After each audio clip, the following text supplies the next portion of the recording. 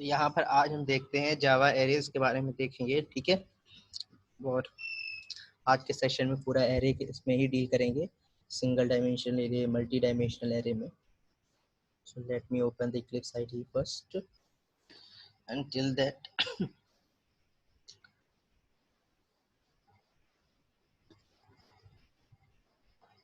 okay. तो last program हम लोगों ने ये वाला बनाया था, ठीक है। तो आज हम एरे के बारे में देख लेते हैं। तो हम एक काम करते हैं, नया प्रोजेक्ट बना लेते हैं।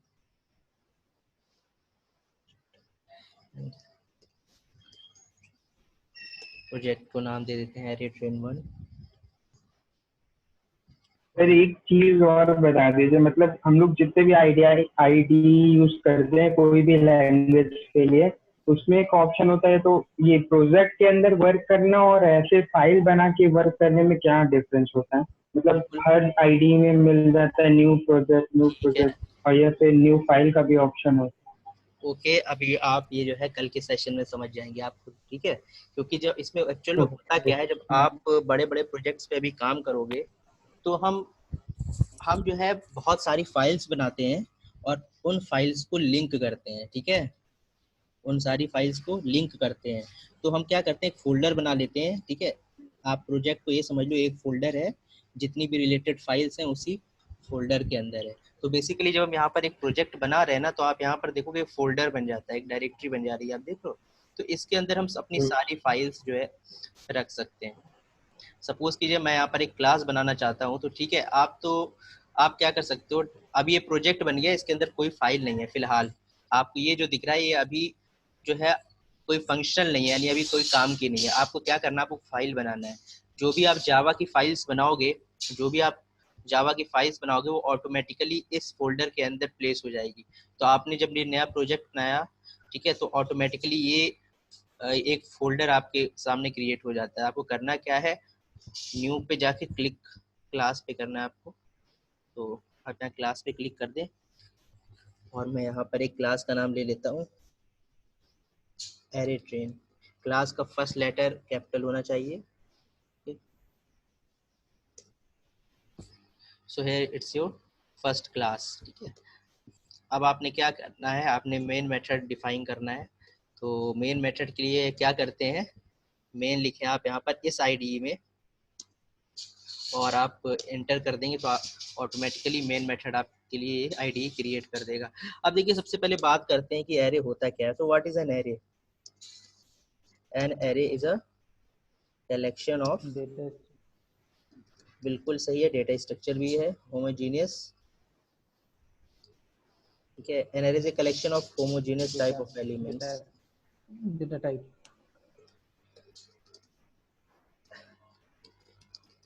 ये चीज को और जरूर करिएगा, ठीक है। बहुत सारे लोग बोल देते हैं व्हाट इज एन एरे, जब उनसे पूछा जाता है तो बोल देते हैं an array is a collection of homogeneous type of elements, but they don't tell that they are having a fixed size, ठीक है। तो आपको ये मेंशन करना है कि एरे क्या है, सेम टाइप के एलिमेंट्स का कलेक्शन है और उनके साइज जो है फिक्स होती है, ओके। तो जब आप एरे क्रिएट करते हो तो आपको लेंथ बताना पड़ती है, ठीक है। when array is created, side must has to be defined, okay. ये चीज इंपॉर्टेंट है, जब भी आप एरे को क्रिएट करोगे तो साइज का डिफाइन करना मस्ट है। सो किस तरीके से जो है आप एरे डिफाइन करते हो जावा में। तो आपको इसके लिए क्या करना पड़ता है, आपको सबसे पहले आप जो है एरे बनाना चाहते हो, उस एरे का डेटा टाइप आप क्या रखना चाहते हो, यानी आप उस एरे में किस टाइप का डेटा रखना चाहते हो, इंटीजर का रखना चाहते हो, कैरेक्टर या स्ट्रिंग क्या रखना चाहते हो। तो सपोज करो आप जो है एक इंटीजर एरे बनाना चाहते हो, तो you will write int, okay, and then square brackets. उसके बाद आपको एरे का नाम दे देना है। सपोज कि मैं यहाँ पे दे देता हूँ माई array, okay. And after that आपको क्या करना है, अब देखिए आपको लिखना न्यू कीवर्ड और यहाँ पर लिखना है आपको इंट, और उसके बाद यहाँ पर आपको इस ब्रैकेट में, यहाँ पर नहीं, इस ब्रैकेट में नहीं, ये ध्यान रखिएगा, इस ब्रैकेट में, इस स्क्वायर ब्रैकेट में आपको एरे का साइज पास करना है। सो लेट मी पास साइज 15। तो आप क्या कर सकते हो, इस तरीके से आप जो है एरे को इनिशियलाइज कर सकते हो। अब हुआ क्या है, एक्चुअल में आपके सामने एरे क्रिएट हो गया है जिसका साइज 15 है। अभी आपने कोई भी एलिमेंट उस एरे में पुट नहीं किया है, but automatically when you create a new array, a default value of 0 is initialised. Okay, zero जो होता है ना, वो सारे एरे, पूरे एरे में फिल हो जाता है ऑटोमेटिकली। अगर आप अभी देखो, ठीक है, कि हमारे एरे में एलिमेंट क्या है, तो for int I equals to 0, array में किसी कोई प्रॉब्लम तो नहीं है, सॉरी लूप में किसी को प्रॉब्लम तो नहीं है। No sir. अब यहाँ पर अगर आप देखो तो मैंने एरे की एक प्रॉपर्टी यूज की है, इसको हम बेसिकली प्रॉपर्टी कहेंगे। ध्यान रखिएगा, अगर मेथड होता, अगर ये मेथड होता तो आप जो है पैरेंथेसिस लगाते, ठीक है, लेकिन ये मेथड नहीं है, प्रॉपर्टी है। हम इसे पढ़ेंगे आगे जब क्लास बनाएंगे कि हम प्रॉपर्टी कैसे बनाते हैं, ठीक है, तो आपको ज्यादा समझ में आएगा। तो यहाँ पर मैंने क्या करा है, माई एरे लेंथ प्रॉपर्टी यूज की है, ठीक है, और इससे हमें क्या मिल जाएगी, इसकी लेंथ मिल जाएगी। तो बेसिकली हम कर क्या रहे हैं, एरे एरे को ट्रेवर्स कर रहे हैं, ठीक है, 0 से लेके टिल लेंथ, एरे की लेंथ तक। और अगर आप यहाँ पर लिखते हैं माई array of I, so you will get the elements, all the elements that has been initialized to all the array indexes. Okay. अगर आप यहाँ पर डायरेक्टली क्लिक करते हैं तो यहाँ पर आपके सामने कुछ एरर शो हो सकती है, इसलिए मैंने आपको कहा था कि आप जब फर्स्ट टाइम रन करें तो रन एस पे क्लिक करें, और यहाँ पर ओके, यहाँ पर शो नहीं हो रहा है, let me save it. New क्यों लिखा है हम लोगों ने, न्यू इंट? जी वही मैं बता रहा हूँ, न्यू कीवर्ड का यूज करते हैं एरे को इनिशियलाइज करने के लिए, ठीक है। अगर आप क्या, इसी तरीके से जब भी हम एरे बनाते हैं, एरे, ठीक है, जावा में we have to use new keyword always. Okay, जब भी आप सी में देखोगे तो सी में ऐसा कुछ नहीं था, सी में आप सिर्फ जो है यहाँ पे इंट माई एरे लिख देते थे और वो एरे आपके लिए क्रिएट कर देता था, ठीक है। बट इन जावा आपको एरे इस तरीके से बनाना है। आपको क्या लिखना है कि डेटा टाइप क्या होगा एरे का, ठीक है, then square brackets, after that you have to define the name of the array, ठीक है, नेम क्या होगा एरे का। यहाँ पर मैंने माई एरे ले लिया है, आप कुछ भी ले सकते हैं। उसके बाद आपको यूज करना है न्यू कीवर्ड का, new is a keyword, okay, और फिर आपको यहाँ पर पास करना है साइज। तो बेसिकली आप ये सिंटैक्स से जो है जावा में एरे को डिक्लेयर कर सकते हो, ओके। अब आप यहाँ पे देखो, मैंने एलिमेंट्स जो है जावा में अभी, सॉरी, मैंने अपने एरे में एलिमेंट्स अभी पुट नहीं किए, but still it's giving output as 0 0 0। All the elements okay have been initialised to 0। जितने भी जो है एरे के एलिमेंट्स हैं उनमें जीरो को उससे उन्हें जो है 0 से इनिशियलाइज कर दिया गया है, ठीक है। तो ये न्यू कीवर्ड की हेल्प से होता है। तो मैंने आपको बताया था पिछले सेशन में कि जो डिफॉल्ट वैल्यू होती है वो बेसिकली क्या होती है, 0। अगर आप एलिमेंट को इनिशियलाइज नहीं करोगे तो जावा ऑटोमेटिक आपके लिए जो है एरे को 0 से इनिशियलाइज कर देता है। Let me check for boolean. अगर मैं बूलियन यहाँ पे लिखता हूँ तो क्या होता है, मैंने आपको बताया था एक डेटा टाइप होता है जावा में बूलियन, बताया था ना, याद है सबको। तो कोई यही सर। मुझे बता सकता है कि इसका आउटपुट क्या आएगा। फॉल्स आएगा सर। ओके, सो और किसी को कोई आइडिया आउटपुट क्या होगा इसका। Okay, let me run this program. So you can see that the output is false. तो ये बेसिकली कर क्या रहा है, आपको जो है डिफॉल्ट वैल्यूज जो है शो कर रहा है। आपने जब जो है एरे को इनिशियलाइज नहीं किया किसी वैल्यू से, तब अगर आप इसे चाहो तो आप जो है इसको ओवरराइड कर सकते हो, यानी इन वैल्यूज को आप जो है बदल सकते हो। तो आप कैसे बदल सकते हो, फॉर एग्जांपल मैं यहाँ पर बदलने की कोशिश करता हूँ। मैं क्या करता हूँ कि ये बूलियन के लिए है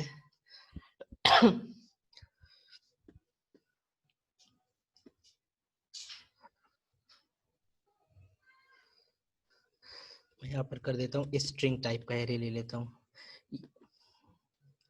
let me define as new string. तो बेसिकली ये आपका स्ट्रिंग एरे हो जाएगा जो कि 15 स्ट्रिंग होल्ड कर सकता है, ओके। सो मैं यहाँ पर क्या करता हूँ,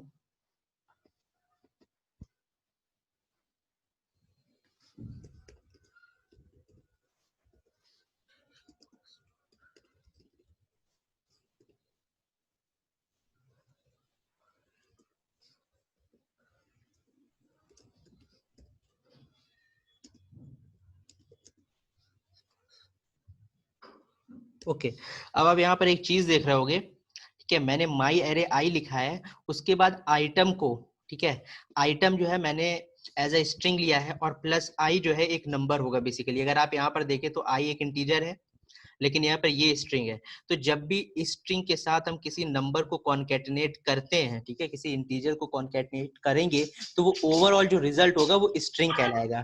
ठीक है, क्या कहलाएगा? स्ट्रिंग कहलाएगा, ये ध्यान रखिएगा। यानी अगर आपको कोई चीज इंटीजर में बदलनी है, कोई नंबर दिया हुआ है सपोज कीजिए, तो आप जो उसे इंटीजर में कैसे बदल सकते हो? सॉरी, आपको क्या करना है, just concatenate it with string. For example मैं यहाँ पर ले लेता हूँ int I is equals to 100। Okay, मैंने एक 100 यहाँ पर जो है, ओ सॉरी यहाँ पे मिस्टेक हो गया, int j इक्वल्स टू 100 मैं ले लेता हूँ। अब ये j अगर देखा जाए तो बेसिकली आपका इंटीजर है, लेकिन अगर आपको इसको स्ट्रिंग में कन्वर्ट करना है तो आप सिंपली क्या कर सकते हो, आपको स्ट्रिंग ले लो, string str is equals to j plus, इसे स्ट्रिंग के साथ कॉन्कैटिनेट कर दो। जब आप इसे स्ट्रिंग के साथ कॉन्कैटिनेट करोगे, ठीक है, तो ये जो पूरा अब जो भी ये पूरी वैल्यू है वो एज ए स्ट्रिंग ट्रीट की जाएगी। ठीक है, यानी आप इन नंबर के साथ कोई स्ट्रिंग कॉन्कैटिनेट करते हो तो वो पूरा जो है आपका एज ए स्ट्रिंग ट्रीट किया जाएगा। Any problem? जावा में टाइप कास्टिंग नहीं होती क्या? जावा में टाइप कास्टिंग नहीं होती क्या? बिल्कुल होती है, जावा में भी टाइप कास्टिंग होती है। मैं आपको ये जनरल तरीका बता रहा हूँ एक, ठीक है, इस तरीके से भी आप जो ठीक है है। कर सकते हो। ठीक है, अभी हम टाइप कास्टिंग पढ़ेंगे। हमने आपको कल एक टाइप कास्टिंग बताई थी, इंटीजर डॉट पार्स इंट, कल या सॉरी नॉट कल, लास्ट सेशन में। ओके, तो like this you can initialise, you can define an array, but आप यहाँ पे एरे डिफाइन किया आपने। ठीक है, अब सपोज कीजिए अब मुझको जो है एरे, और कौन कौन से तरीके हैं जिनसे मैं जो है एरे को इनिशियलाइज कर सकता हूँ। एक तो ये तरीका हो गया, आपने जिस एरे को इनिशियलाइज कर दिया ठीक है। दूसरा तरीका ये है कि आप जो है लाइक सी में आप इस टाइप से डिफाइन करते थे, int,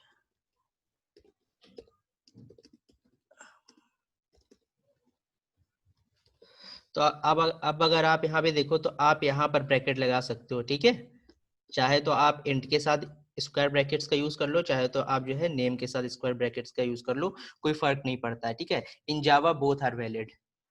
okay, in Java both are valid. The third type of initialization can be done as int x is equals to, अब मान लीजिए आपको एरे इनिशियलाइज भी करना है, एरे डिफाइन कर दिया आपने, डिफाइन करा यानी कि आपने एरे को नेम दे दिया x, बट आप जो है एलिमेंट्स भी साथ ही साथ पुट करना चाहते हो, तो you can do it like this 10 20 30। अब क्या होगा, आपको यहाँ पर जो है साइज देने की कोई जरूरत नहीं है, ऑटोमेटिकली, ठीक है, जितने भी एलिमेंट्स होंगे आपका जो कंपाइलर है वो ऑटोमेटिकली उसी के अकॉर्डिंग एरे को साइज प्रोवाइड कर देगा। यहाँ पर देखा जाए तो 3 है, 3 एलिमेंट्स है, तो ऑटोमेटिकली जो है x का साइज कितना हो जाएगा, 3। ठीक है, ये कुछ वैलिड डिक्लेरेशंस है, आप इस तरीके से एरे को डिफाइन कर सकते हो। और एक और तरीका है जिससे आप एरे को डिफाइन कर सकते हो, int x is equal to like, यहाँ पर आप दे सकते हो new int but you can not provide size.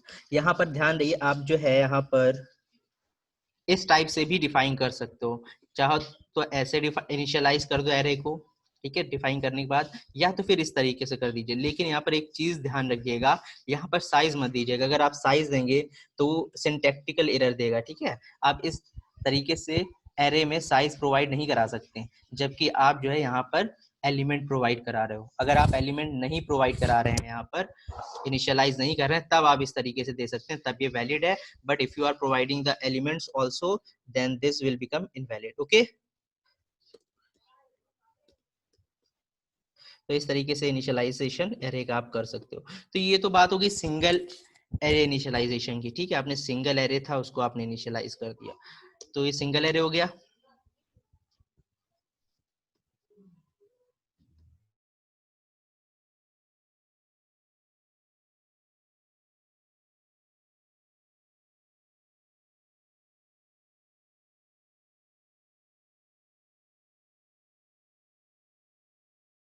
Okay, तो यहाँ पर जो है, सॉरी, तो यहाँ पर जो है मल्टी डायमेंशनल एरे की हम बात कर रहे हैं। तो अब मल्टी डायमेंशनल एरे क्या होता है? एरे इनसाइड एरे, ठीक है, यानी एरे के अंदर जो है आप एरे को डिफाइन कर सकते हो। तो किसी को पता है किस तरीके से जावा में डिफाइन करते हैं इसको?